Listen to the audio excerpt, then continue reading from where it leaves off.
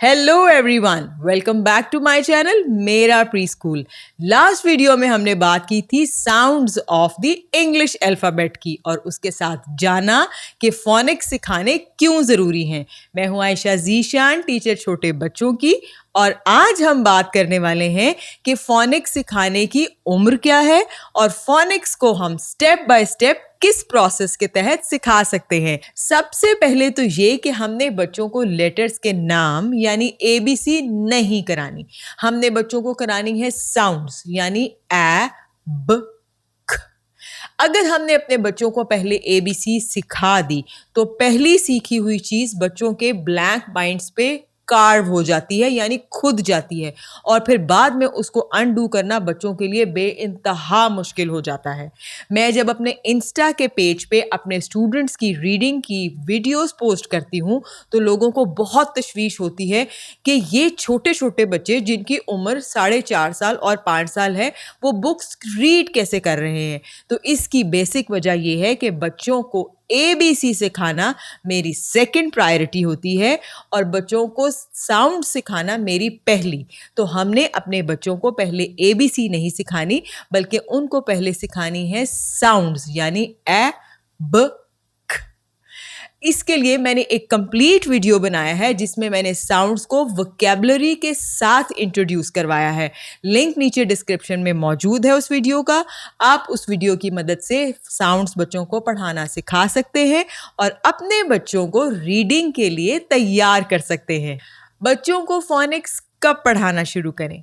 मैं highly recommend करूंगी कि बच्चों को स्कूल जाने से पहले ही साउंड्स या फोनिक्स सिखा दें, ताकि जब बच्चा स्कूल जाए और अगर वहाँ पर फोनिक्स पढ़ाए जा रहे हैं तो हमारा बच्चा एक चैम्पियन की तरह से अपने तालीमी सफ़र का आगाज़ करे, और अगर साउंड्स नहीं पढ़ाए जा रहे हैं तो भी हमारा बच्चा will stay ahead of the game और वो दूसरे बच्चों से 4 कदम आगे ही चल रहा होगा। अगर उम्र की बात नंबर्स में करें तो हम ये सोचते हैं कि हम 3 साल की उम्र में यानी स्कूल जाने से पहले की उम्र में अपने बच्चे को क्या ही पढ़ा दें। बच्चों की स्पीच डेवलपमेंट की डिफरेंट स्टेजेस होती हैं, जिसमें सबसे पहली स्टेज होती है दैट इज़ वेरी क्यूट, जब बच्चे मुंह से डिफरेंट आवाज़ें निकालना शुरू कर देते हैं, जैसे दूध मांगने के लिए दूधू, पानी मांगने के लिए मम मम। तो ये आवाज़ें बच्चे बहुत छोटी उम्र में निकालना शुरू कर देते हैं।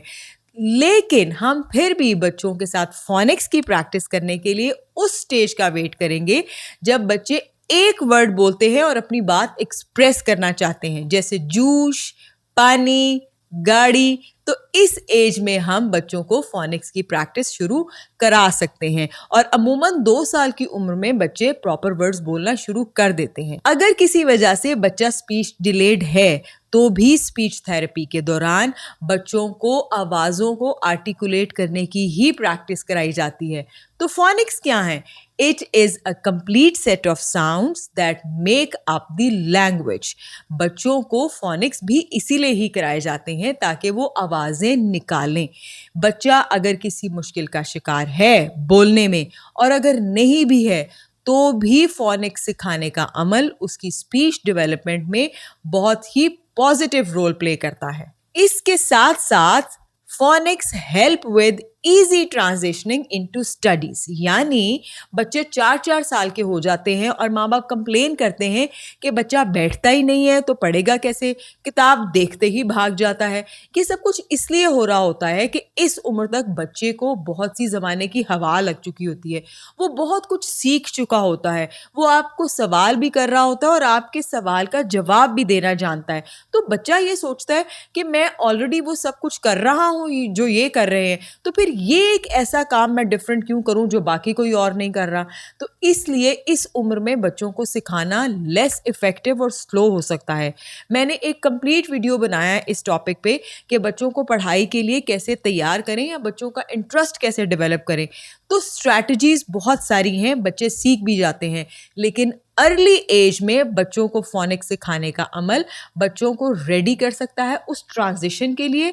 वो ट्रांजिशनिंग बहुत आसान हो जाती है एज कंपेयर टू अगर आप बच्चों को लेट स्टार्ट करते हैं तो ये प्रोसेस थोड़ा स्लो होगा। अब हम बात करते हैं the process of teaching phoenix की। नंबर 1, हमने कभी भी अपने बच्चों को अपर केस यानी कैपिटल लेटर्स या बड़ी ABC से साउंड्स की पहचान नहीं करानी, क्योंकि 99% हमारे बच्चों का वास्ता लोअर केस यानी छोटी ABC की शक्लों के साथ ही पढ़ता है, चाहे वो किताब में हो या किसी भी साइन बोर्ड पर। इंडिविजुअल रिकग्निशन जरूर करानी है, यानी बच्चा जो साउंड सीखे उसके लेटर को किताब के अलावा भी अगर कहीं देखे तो जरूर पहचाने। 1 लेटर एट अ टाइम, यानी एक वक्त में एक लेटर। बच्चों को एक लेटर से दूसरे लेटर पर तब तक ना मूव कराएं जब तक बच्चा पहले से सीखे गए लेटर को और उसकी आवाज को बखूबी पहचानना ना शुरू कर दे। बच्चों को इनिशियली एक लेटर को पहचानने और सीखने में 1 से 2 हफ्ते का वक्त लगता है, लेकिन ग्रेजुअली ये ड्यूरेशन कम होता जाता है।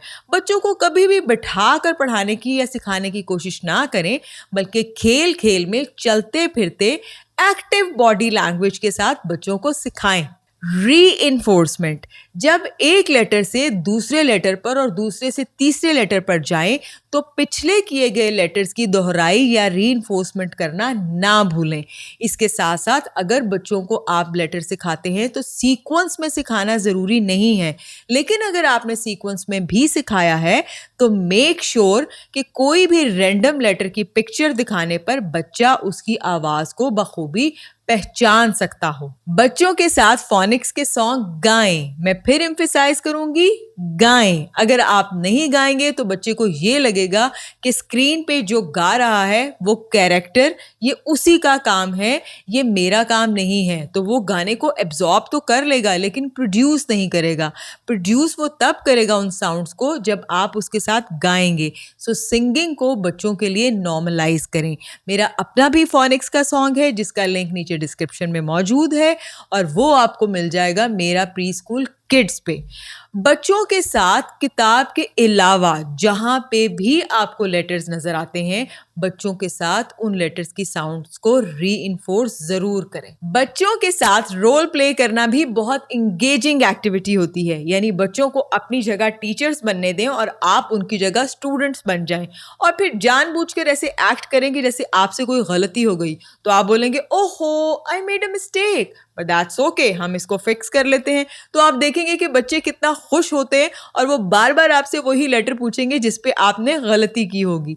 इसके साथ साथ आप एक बहुत सिंपल गेम बच्चों के साथ खेल सकते हैं जिसमें आप A4 साइज के बड़े पेपर्स लें और उनके ऊपर बड़े बड़े लेटर्स लिख लें मार्कर के साथ और उन लेटर्स को और उन पेपर्स को आप फ्लोर पे फैला दें और फिर उसके बाद खेलेंगे जंप ऑन द लेटर, यानी आपने साउंड बोली और आप बच्चे से कहेंगे जो साउंड मैंने बोली उस लेटर पे जंप करें।